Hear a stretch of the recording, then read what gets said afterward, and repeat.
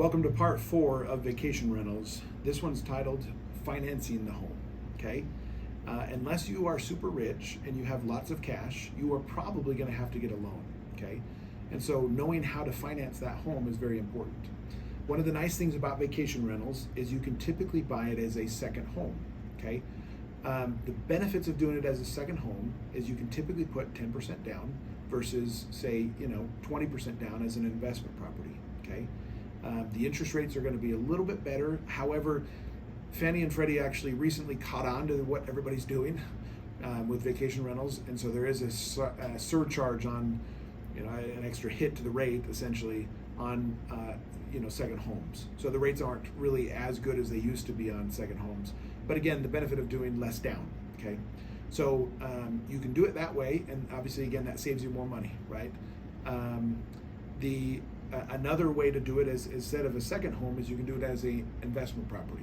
Okay, if you do it as an investment property, the nice thing with that is you can count rental income, not nightly rental income, but you could structure it as, hey, a long-term rental, right? And so they would do a market rent analysis on the home, figure out how much it can rent on a monthly basis, okay?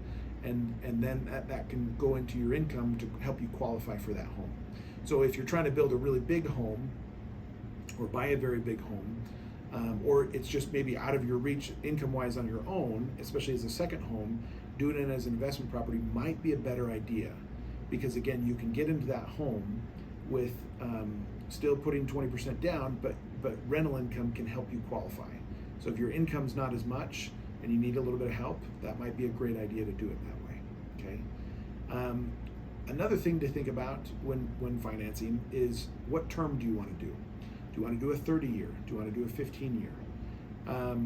There's certainly pros and cons. Let's talk about that. So doing a 30-year fixed, obviously the benefit of that is that's your lowest payment. Okay, so if you're nervous about this home and you're not sure if you can carry that egg, right, to be able to pay that payment every month, because you're not sure if it's going to get rented out as much and stuff like that. You've done your due diligence, but you're still a little nervous and stuff like that. Then hey, a 30 year is probably the way to go, because that's going to be your lowest payment. Okay, that's probably your best bet there. If you have a good amount of money in savings and or you've done your due diligence on this home, you're like, hey, it's going to rent. I know I'm good. I'm really not worried about that. The benefit of a 15-year fix is that's going to be your cheapest payment, or cheapest. It's going to be your highest payment, but it's going to be your cheapest rate, right? The cost to borrow that money is cheaper than, say, a 30-year fixed, right?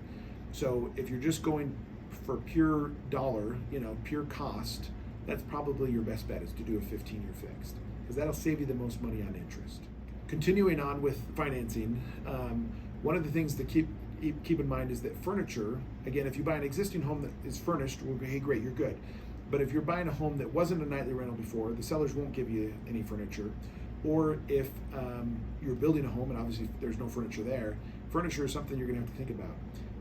Furniture is not something that can be included in a mortgage. You can't finance that mortgage, finance that furniture in the mortgage. So one thing you're going to have to consider is how to get that furniture.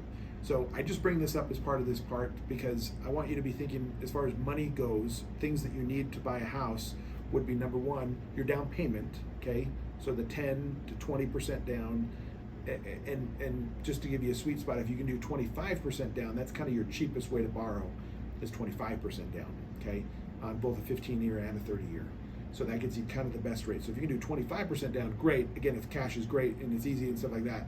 Otherwise, if you're not as sure, 10% down, second home, that's your minimum down to do a vacation rental. Okay.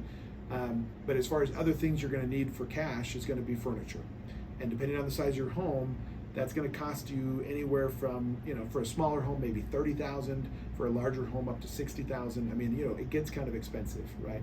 So keep in mind that you're going to need that cash on hand to be able to buy this existing home. Other than that, there's really not any other financial things you're going to need as far as cash. Just your money for your down and the money for furniture, which includes, really everything that you're going to be doing for that home. Okay, that concludes part 4, financing your home.